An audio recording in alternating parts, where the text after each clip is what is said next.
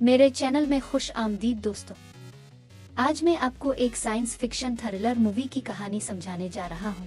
इस कहानी में एक आदमी अपनी बीमार बीवी की वजह से एक रोबोट को घर ले आता है ताकि वो घर के कामों में मदद करे, मगर कुछ दिन बाद हालात बिगड़ने लगते हैं। तो बगैर वक्त कहानी शुरू होती है एक खुशहाल जोड़े नक और मैगी से, जो अपने 2 बच्चों, एक बेटे और एक बेटी के साथ खुशी से जिंदगी गुजार रहे होते हैं। एक दिन जब नक और मैगी बात कर रहे होते हैं, अचानक मैगी को सीने में शदीद दर्द होता है। दर्द बढ़ जाता है और इसे फौरन अस्पताल ले जाया जाता है। मैगी की बीमारी से घर का निजाम बिगड़ जाता है क्योंकि बच्चों की देखभाल और घरेलू कामों के लिए कोई मौजूद नहीं होता। सफाई सुथराई और दूसरे कामों का बोझ बढ़ने लगता है, जिसके बाद नक एक फैसला करता है। वो घर के कामों के लिए एक रोबोट खरीदने का सोचता है। नक अपनी बेटी के साथ एक बड़ी कंपनी जाता है जो एआई रोबोट्स बनाती है। वहाँ एक नुमाइंदा नक को कई रोबोट्स दिखाता है, मगर नक की बेटी की नज़र एक खूबसूरत खातून रोबोट पर पड़ती है और वो इसरार करती है कि यही रोबोट लिया जाए। नक थोड़ी देर इस रोबोट से बात करता है और आखिरकार बेटी की जिद मानते हुए वो रोबोट खरीद लेता है। अगले दिन वो रोबोट अपने सामान के साथ नक के घर पहुँचती है। वो अपना तारुफ करवाती है और नक को अपना प्राइमरी यूजर एक करार देती है, यानी वो नक की जरूरियात को सबसे पहले तरजीह देगी। रोबोट फौरन ही घर के सारे काम संभाल लेती है, खाना पकाना, सफाई करना, बच्चों का ख्याल रखना, सब कुछ वो जल्द ही घर के माहौल में ढल जाती है और घर में नज़्म व ज़ब्त ले आती है। नक की बेटी को रोबोट बहुत पसंद आ जाती है और वो नक के साथ मिलकर रोबोट का नाम रखती है एलिस। अब सब इसे एलिस के नाम से बुलाने लगते हैं।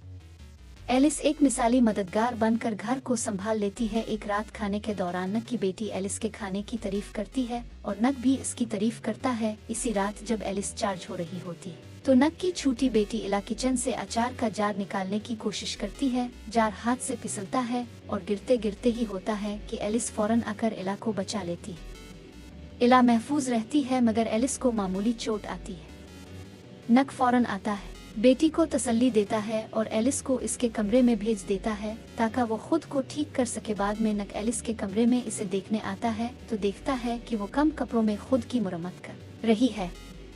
नक को अजीब सा लगता है, वो इसकी हालत पूछता है और जल्दी वहाँ से चला जाता है। अगले दिन नक इला के साथ मैगी से मिलने अस्पताल जाता है, जबकि एलिस नक के बेटे के साथ जाती है। मैगी का दिल तब्दील होना है, मगर अभी तक कोई डोनर दस्तयाब नहीं। वो अस्पताल में ही रहने पर मजबूर है। बाद में नक अपने दफ्तर में होता है जहां वो एक आला ओहदे पर फाइज है। वो अपने सीनियर से उलझ पड़ता है जो इंसानों को निकाल कर रोबोट्स रख रहा होता है। नक नाराज होकर इस्तीफा देने का सोचता है, मगर सीनियर इसे रोक लेता है। इस रात जब नक घर में कुछ मरम्मत के काम कर रहा होता है तो एलिस इसके लिए मशरूब ले आती है ताकि वो आराम कर सके। नक इनकार नहीं करता और एक जज्बाती फिल्म देखना शुरू करता है। वो एलिस से पूछता है कि क्या इसने ये फिल्म देखी है।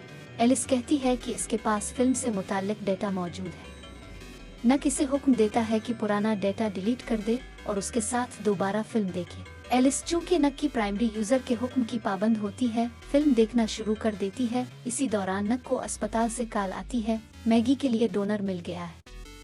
नक खुशी से अस्पताल दौड़ता है, मगर पहुंचने पर पता चलता है कि डोनर एक तूफान में जाँ बहक हो गया और ऑपरेशन मंसूख हो चुका है। नक और मैगी दोनों गमज़दा हो जाते हैं। नक तन्हा गैराज में बैठा शराब की बोतल उठाता है तो एलिस आकर इसे रोकती है, इसे समझाती है कि वो अपनी सेहत बर्बाद न करे। नक गुस्से में इसे नजरअंदाज करता है और चला जाता है। बाद में नक अपनी बेटी के कमरे में जाता है और एक तस्वीर के फ्रेम में देखता है कि डोनर का नाम नक लिखा हुआ है। वो हैरान रह जाता है कि ये तस्वीर कैसे बदली।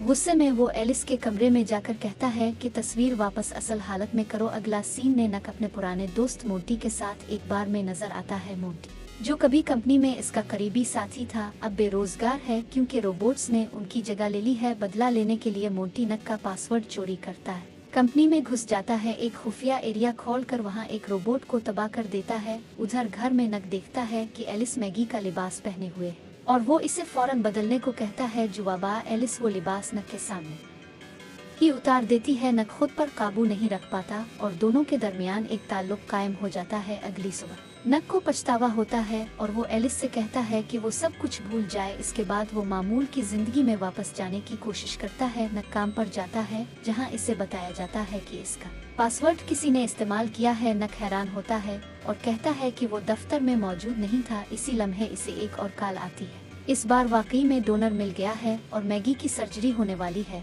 नक खुशी खुशी अस्पताल पहुंचता है। ऑपरेशन कामयाब हो जाता है और मैगी की हालत बेहतर हो जाती है। कुछ दिन बाद नक इसे घर वापस ले आता है, मगर घर में एलिस अभी सब कुछ खुद कर रही होती है। एक रात जब सब मिलकर खाना खा रहे होते, इला कहती है कि एलिस का खाना मामा से भी बेहतर है। ये सुनकर मैगी का दिल टूट जाता है और वो खामोशी से अपने कमरे में चली जाती है। रात को वो अपने कमरे से बाहर निकलती है तो अचानक फिसल जाती है और जख्मी हो जाती है। एलिस फौरन आकर उसकी मदद करती है और इसे कमरे में ले जाती है। बाद में मोंटी नक से मिलने आता है।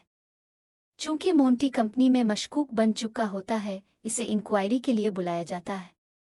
नक उसके खिलाफ कुछ नहीं कहता, मगर दोनों में तकरार हो जाती है। एलिस दरमियाने आकर मामला ठंडा करती है। फिर वो नक को बताती है कि मैगी के पास सिर्फ चंद दिन बच्चे हैं। ये सुनकर नक गुस्से में आ जाता है और वहां से चला जाता है। इसी दौरान एलिस मोंटी से मिलती है और इसे कत्ल कर देती है, साथ ही इसका रोबोट भी तबाह कर देती है। अगले दिन नक को कंपनी से खबर मिलती है कि मोंटी मारा गया है। वो हैरत में डूब जाता है। इसी वक्त मैगी नहा रही होती है और एलिस करीब खड़ी होती है। एलिस मैगी को बताती है कि इसका और नक का ताल्लुक हो चुका है। ये सुनकर मैगी का दिल टूट जाता है। गुस्से में वो एलिस को घर से निकाल देती है और गैराज में कैद कर देती है। नक जब घर आता है तो मैगी इससे सवाल करती है और दोनों में झगड़ा हो जाता है। तभी वो दोनों अपने बेटे के रोने की आवाज़ सुनते हैं। दौड़ कर जाते हैं तो देखते हैं कि एलिस बच्चे को डबोने की कोशिश कर रही है। वो बच्चा बचा लेते हैं और नक एलिस को शदीद जख्मी कर देता है। एलिस को सर्विस सेंटर भेज दिया जाता है, जहां साइंसदान देखते हैं कि वो बहुत जदीद और ख़तरनाक रोबोट है जो प्रोटोकॉल्स को बाईपास कर सकती है। एलिस अब मुकम्मल कंट्रोल हासिल करने की कोशिश में है। अगर अब चाहे